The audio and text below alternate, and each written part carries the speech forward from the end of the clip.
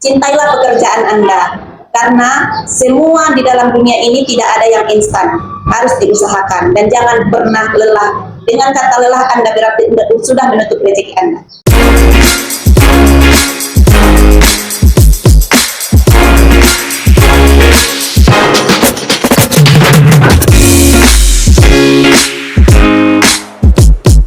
Assalamualaikum warahmatullahi wabarakatuh. Kembali lagi di podcast Al-Husna Course Padang Sidimpuan, ruang berbagi cerita, perjuangan, dan kisah inspirasi. Masih bersama saya Era Fajira Pohan yang akan menemani obrolan kita pada episode kali ini. Nah, senang banget hari ini kita bisa ngobrol santai bersama salah satu orang tua alumni siswa TK Al-Husna Padang Sidimpuan yang luar biasa.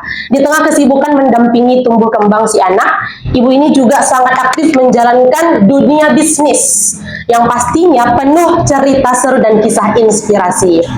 Nah, untuk obrolan kita pada episode kali ini, kita tidak hanya mendengarkan obrolan seputar pendidikan anak di usia emas, tetapi kita juga akan mendengarkan cerita sebagai orang tua dan juga sebagai pebisnis. Nah, bagi kalian, pastikan tetap stay sampai di akhir ya, karena obrolan kita ini sangat ringan, relatable, dan pastinya bermanfaat sekali. Sudah bersama kita ada Ibu Heni Asriati Ritonga. Selamat pagi, Ibu. Selamat pagi, Miss. Bagaimana Ibu kabarnya hari ini? Alhamdulillah sehat, baik. Ya, alhamdulillah Ibu. Boleh nggak Ibu ceritain gimana aktivitas Ibu saat ini? Ya, boleh. Ini saya akan sebagai ibu rumah tangga juga ya, pastinya sudah punya anak dan punya suami ya, yang sekarang anak-anak juga masih dalam pengawasan. Baratnya belum mandiri, masih tingkat SD. Ya. Kesibukan di rumah tangga itu pasti full. Iya, Ibu. Ya.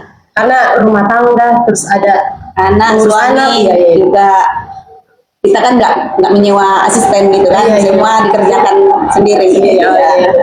Nah, kita ngobrol tentang dunia bisnis dulu ya Bu, pertama ya. Oke, bagaimana sih Ibu awalnya Ibu membangun bisnis?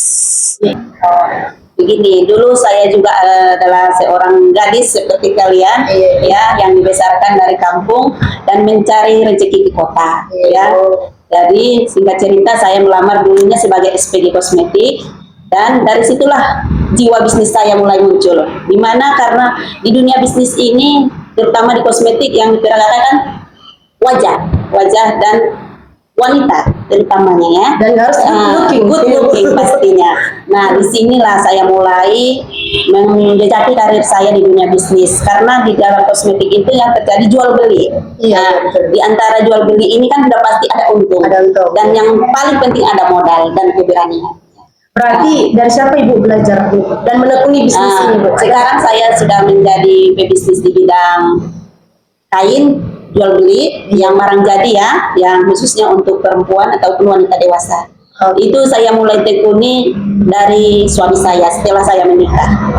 Kan dulu saya waktu di SPG masih dikontrak sama PT, tapi setelah menikah suami saya sudah memulai karirnya di bidang jual beli kain atau dagang. Jadi saya beranikan diri untuk memegang penuh di usaha bisnis suami saya. Berarti jadi berawal dari kosmetik. Iya, dari kosmetik, dari SPG kosmetik. Iya, terus di dunia bisnis. Sekarang karena zaman ini kan rata-rata yang mengelola dagang itu, apalagi pakaian perempuan itu kan yang jaga perempuan, nggak mungkin laki-laki. Jadi dari situlah kakak mulai menekuni usaha suami saya, menjadi saya pemegang sampai sekarang. Masya Allah, luar biasa ya Bu. Nah ini kan Ibu seiring berkembangnya zaman ya kan Bu. Nah pastinya apalagi sekarang anak-anak Gen Z udah tidak asing lagi dengan era digital Bu ya. Dengan era digital pastinya sekarang kalau mau bayar tuh Bu pakai kiris, pakai kartu ATM dan yang lain kan Bu. Jadi gimana Ibu pandangan Ibu tentang fenomena online shopping ini Bu? Itu juga sangat membantu ya di dunia zaman sekarang karena memang zamannya udah seperti itu. Tapi ada juga kendala buat orang tua kita yang udah tergilas zaman, sangat merasa kesulitan. Jadi ada untung, ada kemudahan, ada kesusahannya.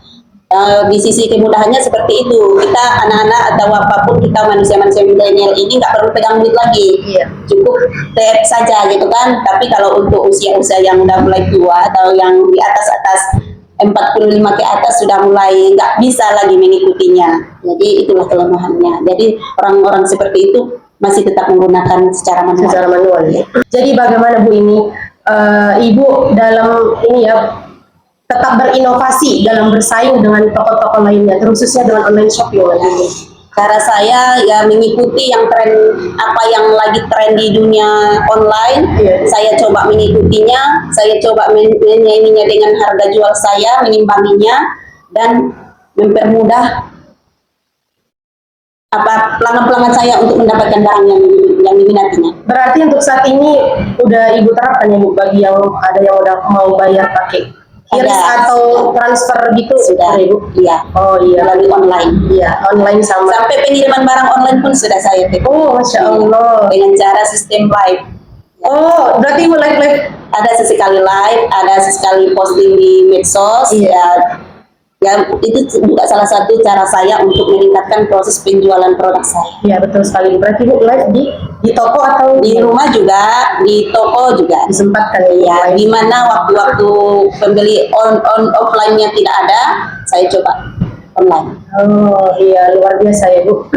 Oke, nih ada lagi nggak mau Ibu ceritakan tentang dunia bisnis? Oh ya, ada sedikit. Ini di dunia bisnis ini persaingan kita sekarang sangatlah ketat ya. Pada saat ini terutama untuk ibu-ibu, bolehlah ini buat inspirasi untuk semuanya. Kalau kita mau mencari cuan ataupun uang yang lebih sebagai tambahan dari suami, kita boleh berusaha. Jangan takut memulai untuk berubah. Nah, kira-kira seperti itu untuk ibu-ibu ya, mengenai bisnis. Jangan takut memulai. Ya, mencoba sesuatu itu adalah ilmu. Kita jangan takut mundur, takut gagal gitu kan. Kalau kita nggak mencoba, itu tidak akan terasa hasilnya. Ya. Jadi kita harus mencoba dulu. Oke, nah kita beralih ya Bu, karena kita udah bahas di dunia bisnis, kita beralih ke obrolan ini pastinya tentang pendidikan ya Bu dan sekolah. Gimana sih Bu menurut Ibu tentang pendidikan dan sekolah membentuk Ibu menjadi seorang orang tua dan juga pebisnis sekarang ini? Ya, itu pendidikan dari dulu itu memang yang harus diutamakan ya. Karena tanpa pendidikan kita tidak akan tahu perubahan-perubahan ke depannya. Karena zaman-zaman itu pasti berubah ya. Jadi kita harus selalu mau belajar. Jangan mentok di situ-situ saja ilmunya ya. Karena dunia ini makin lama makin canggih lah. Makanya pendidikan itu harus diutamakan. Sebagai orang tua, kita harus mendidik anak kita, terutama di bidang-bidang elektronik sekarang, ya harus canggih, harus pintar, harus pandai. Jangan tidak dikasih pelajaran-pelajaran yang positif untuk anak-anak, terutama menggunakan handphone itu juga harus diawasi ya.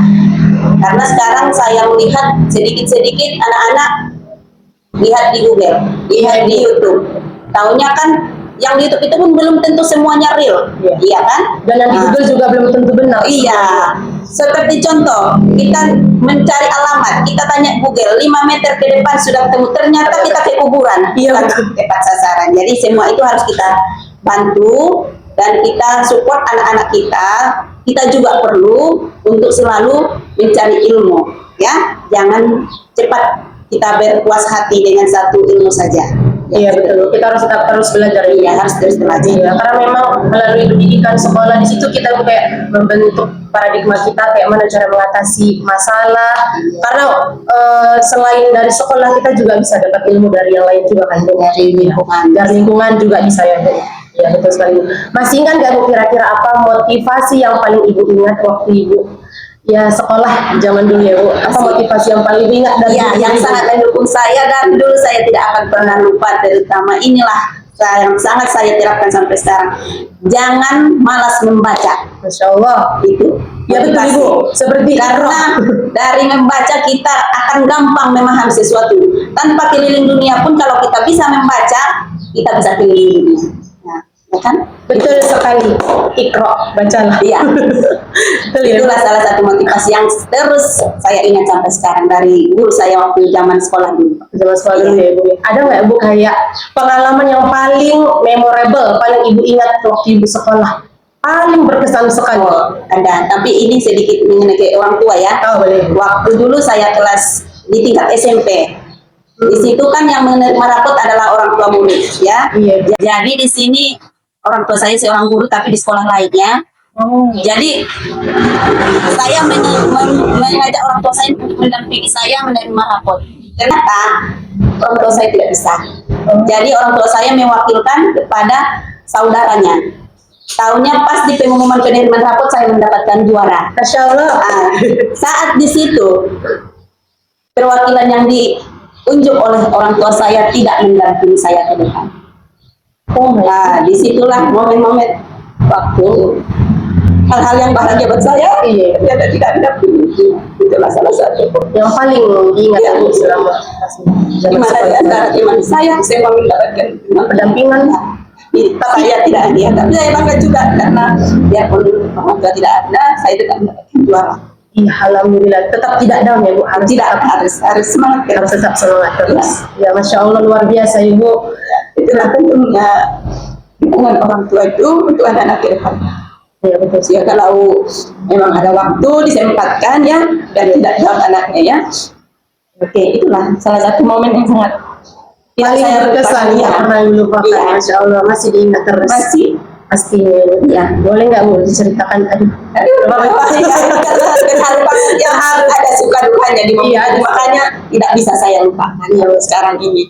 Makanya setiap ada kesempatan untuk mendampingi anak saya selalu meluangkan waktu. Karena di masa-masa saat ini anak-anak sangat perlu mendampingi. Ibu belajar dari sibuk apapun saya berusaha, kalau untuk kepentingan anak saya pastikan. Ya, Masya Allah. Ya, Bu. Ya. Boleh nggak Bu diceritain? Nah, karena ini juga mengenai keluarga kan ya. Boleh nggak Bu diceritakan sedikit tentang keluarga Ibu? Keluarga dari orang tua saya tahu keluarga sendiri saat ini. Oh, oke, boleh sedikit ya. Untuk keluarga saya di kampung atau keluarga asal saya, alhamdulillah semua sudah lumayan boleh bilang sukses. Tinggal satu orang lagi yang belum berumah tangga dan sudah tamat kuliah. Dan saya sudah orang tua saya single parent, alias orang tua saya laki-laki sudah meninggal, ibu saya tinggal sendiri. Sudah lama sekali, tahun 2006 almarhum bapak kami sudah meninggal. Waktu itu Ibu masih di kelas 2 SMA. Kelas 2 SMA. Oh, iya. Kami bersaudara ada 6 orang. Saya anak nomor 2 dari 6 bersaudara. Ada 6 saudara. Di situ semua pergulatan semua ibaratnya cobaan-cobaan itu sudah bolehlah kami rasakan, dari yang susah, yang senang, sampai semuanya, sampai yang terpisah-pisah. Alhamdulillah keluarga yang sekarang kan sudah punya suami, otomatis tempat curah nanti, anak sudah punya 2, laki 1 perempuan 1, alhamdulillah sudah bahagia. Tapi kalau ditambahkan kebahagiaan yang lebih masih menerima ya, alhamdulillah, semoga saja ya Bu ya. Pastinya ya. Oke Bu, mengenai karena ini kan ada si Ikra dan Akil kan, mengenai kita masuk ke si Ikra ya Bu. Karena si Ikra ini alumni kedua siswi TK Al-Husna Padang Sidimpuan kan Ibu. Apa yang mendorong Ibu kenapa si Ikra harus masuk ke TK Al-Husna Padang Sidimpuan pada saat itu? Oke, itu alasannya dulu anak saya yang pertama si Akil, dia itu sekolahnya dulu di zaman COVID. Jadi dia masuk di TK, salah satu TK di Kota Padang Sidimpuan ini. Saya melihat cara mendidik di TK tersebut pilih-pilih kasih. Jadi anak saya sempat tidak pandai membaca. Terus uang sekolah terus saya bayar. Biarpun tidak ada kunjungan ke rumah, waktu itu kan masih dirumahkan, murid-muridnya dirumahkan, tapi tidak ada kunjungan orang perwakilan dari sekolahnya, tidak ada kunjungan sama sekali untuk kasih semangat untuk anaknya tetap belajar di rumah kan, karena di rumah kan. Dari situ saya melihat, oh berarti ini TK top cuman di nama doang, tidak ke siswanya, nggak ada pengaruh ke siswanya. Jadi dari situ anak saya tersebut saya masukkan bimbel les di Al-Husna. Jadi dari sebulan masuk belajar saja, 1 bulan saja, dia sudah banyak perubahan. Dari yang tidak pandai membaca, gampang dia membaca. Sudah bisa dia pintar langsung. Sementara di waktu TK dia tidak pernah tahu membaca, padahal dia belajar selama 6 bulan sebelum COVID. 6 bulan masuk sekolah, tapi dia tidak tahu belajar, tidak tahu membaca, cuma hanya mengenal huruf saja. Tapi setelah sebulan saya masukkan bimbel di Al-Husna, anak saya sudah lancar membaca. Dari situlah saya merasa bahwa TK Al-Husna ataupun bimbingan Al-Husna itu benar-benar mendidik, bukan cuma hanya di cara belajar dia meningkat, sikapnya juga jauh berubah. Jadi ibu tahunya harusnya itu waktu itu. Harusnya dari ada Miss Nina kemarin. Oh iya. Tapi Ibu. sebelumnya tetangga kakak itu duluan, sebelum kenal Miss Nina. Tahu Miss Nina apa di Arusna, tapi tetangga saya juga begitu. Dia menuliskan anaknya si Rahmat, ada tetangga rumah menuliskan di Arusna juga. Iya. Yang pendapatnya juga sama. Makanya ibu Banyak peningkatan. makanya ibu buat si Ikra. Iya, makanya dari situlah saya terinspirasi memasukkan anak saya untuk sekolah di TK Arusna. Masya Allah luar biasa ya ibu. Dan alhamdulillah memang hasilnya sesuai yang saya harapkan. Alhamdulillah. Iya. Yang ini tidak ada apa ya, tidak ada edit-editan atau Iya, apa tidak ya. ada Memang paksaan. ini kenyataan yang saya lihat dan saya terima langsung. Ya. Jangan berasa nanti bangga Al-Husna itu bukan. Memang saya real seperti itu, merasakannya sendiri. Insya Allah pure ya. Iya, pure asli. Alhamdulillah. Oke bu, nah kan sekarang si Ikra udah SD ya bu. Ya, sekarang bagaimana bu sekarang perkembangan si Ikra yang ditunjukkannya setelah belajar Bu, di TK Arusna? Yang sikap yang ditunjukkannya tidak pernah berubah apa yang dia dapatkan dari TK Al-Husna. Karena di TK Al-Husna dia itu dibimbing menjadi anak yang benar-benar bertanggung jawab, penyayang, dan hormat. Ya, itu selalu diterapkannya sampai sekarang. Seperti apa yang diterapkannya di kelas saja, dia dipanggil sebagai kakak. Iya. Iya, selalu dia dipanggil sebagai kakak. Bahkan teman sekelasnya pun memanggil dia Kak Ikra, selalu Kak Ikra. Ada teman yang berantem nanti dipanggil Kak Ikra sebagai penengah.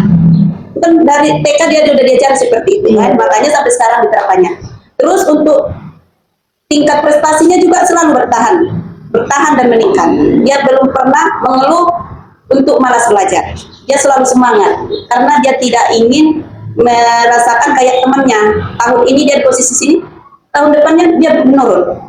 Kalau si Ikra motivasi dia itu memang bawakannya dari yang diajari di TK dulu. Sampai sekarang ini teman-teman sekelasnya pun mempercayakan dia sebagai pendamping di sekolah. Bukan cuma sebagai teman, malah sebagai pendamping, ada keluh kesah, ada apa-apa. Dia semua bisa menghandle teman sekelasnya. Sampai guru pun mengasihkan tugas sama dia sebagai asisten di kelas. Waduh. Iya, jangankan untuk asisten belajar, asisten untuk menenangkan murid juga dia diajarkan di sekolah. Nah, itu adalah salah satu yang dia bawa dari TK dulu. Diajarkan bagaimana berteman, belajar dan menjaga perasaan teman, terus menghormati guru juga. Karena memang Bu, saya lihat si Ikra waktu di TK, dia itu pribadi yang dewasa. Karena dia pengen dia itu lebih nyaman berteman dengan yang lebih dewasa dibanding dia. Karena dia tidak mau dibuat kayak anak kecil. Makanya dia bisa menghandle teman-teman sekolahnya, biarpun mereka sama, usianya sama. Tapi itulah kebiasaan dia sampai sekarang yang dia tekun dari TK. Berarti banyak yang nyaman berteman sama Sangat banyak. Mau berangkat sekolah pun rata-rata itu 6 atau 7 orang datang menjemput ke rumah. Iya. Bermain pun dia tampung semua, dia nggak pilih laki, pilih kaya, pilih miskin, dia teman. Pokoknya kalau dia berteman. Nah ya, saya boleh pilih ya, pokoknya iya. Itulah yang dipertahankannya dari dia sekolah TK. Masya Allah, alhamdulillah. Yang jadi apa Bu yang membuat TK Arusna itu menurut Ibu berbeda sama yang lainnya Ibu? Iya. Menurut saya yang membuatnya itu berbeda adalah sistem cara mengajar muridnya dari gurunya ke muridnya itu benar-benar mendidik, bukan hanya untuk mencari reputasi. Nah, anak-anak pun bisa dibuat seperti teman, disayangi, diajari. Ya, di TK Al-Husna itu memang diterapkan, bukan hanya untuk pencitraan ya. TK Al-Husna memang mendidik, baik dari itu seperti Jumat Berkah, itu kan melatih anak-anak untuk bersedekah. Dibawa bermain ke luar sekolah, itu kan salah satu juga membuka wawasan anak-anak, sehingga anak-anak tidak merasa jenuh dengan bosan di lingkungan sekolahnya itu saja. Nah, seperti itulah. Jadi memang TK Al-Husna itu saya ajak jempol dari dia sekolah di komen-komen dulu pun saya selalu men-sharing itu TK Al-Husna dapat predikat A yang waktu pertama disebarkan Miss Dita. Saya juga share ke teman-teman grup saya yang lainnya di luar lingkungan grup TK ya. Saya share juga karena memang puas, bukan cuma si Ikra saja yang mendapatkan hal-hal yang seperti ini. Semua siswa dari kelas manapun, sampai saat ini pun saya itu namanya yang agak pemalu dulu kawan si Ikra TK di situ, sampai sekarang masih berani di sana. Orang tuanya sudah curhat sama saya. Siapa namanya itu yang si Asgi? yang agak malu kalau nengok orang ramai kan. Orang tuanya juga sama saya, kalau di tempat lain dia tuh macam nggak dipedulikan karena sifatnya itu. Ternyata di Agusna dia dipeluk gitu, jadi dia merasa aman. Orang tuanya pun merasa bangga lah dia menyekolahkan anak di sana. Terus Miss di TK itu cerita si Ikra harum semuanya. Masya Allah, yang harum. Aku mak suka aroma Missku, mak gitu, gurunya harum mak. Nah, itulah berarti Missnya juga pingin yang terbaik berarti kan. Ya, jadi saya puas dengan harus itu yang paling tidak Ikra ya. Mak, Missnya semua itu harum, suka aroma Missnya. Jadi anak-anak pun jadi dekat kan. Kalau orang Missnya kayak gitu, berarti Miss saya bersih, saya juga harus bersih gitu kan. Nah, itulah motivasi dari Ikra, dan saya sebagai orang tua yang sudah merasakan langsung. Masya Allah ya. Iya. Memang Ibu di TK Agusna itu siswa diajak harus aktif, tidak boleh pasif. Iya, makanya biar terus berkembang ya kan. Iya. Jadi untuk orang tua jangan ragu, ini bukan sekedar pencitraan, jangan ragu. Menyekolahkan anak kita itu ketika Agusna, biarpun mereka ini masih beberapa tahun kan Bu, baru beberapa tahun, baru yang ketiga, yang keempat, memang itu nggak kendor itu kualitasnya, malahan mentambah bagus. Sebab semua perhatian ke muridnya juga tetap diperhatikan, tidak ada sedikit settingan untuk ini ya, yang dipilih-pilih kasih gitu, tidak ada. Memang Agusna memang pakai. Alhamdulillah, terima kasih banyak Ibu. Iya. Ibu, apa Ibu pesan-pesan yang Ibu rasakan selama Ibu menjadi orang tua waktu Ibu di TK Agusna? Kesannya saya merasa bangga.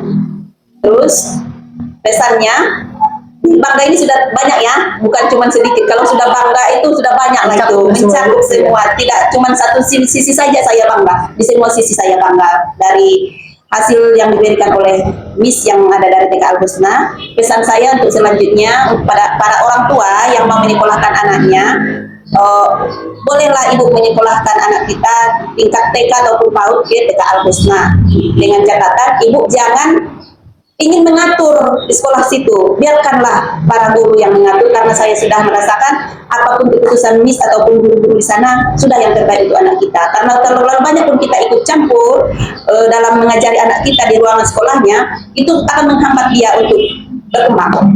Jadi untuk para orang tua saya harapkan, itulah harapan saya, silahkan mendaftarkan anak kita di TK Agusna ataupun di bimbel Agusna ya. Nah, pasti ibu tidak akan kecewa. Ya, rasakan sensasinya di TK Agusna juga di itu ya.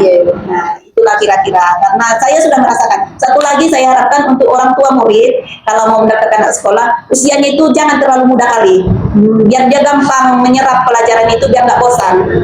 Karena si Akil dulu saya masukkan SD terlalu cepat, jadi Akil itu masih tertinggal, apalagi dia laki-laki. Kalau bisa anak SD 5 tahun masuk TK, 6 tahun masuk SD, gitu kan yang perempuan. Tapi kalau yang laki-laki, anak SD itu harus 7 tahun menurut saya. Harus sesuai ya, karena sekarang kan seperti program-program sekolah itu kurikulumnya makin tahun makin meningkat. Jadi biar anak-anak kita tidak jenuh, tidak bosan di usia masuk sekolah itulah.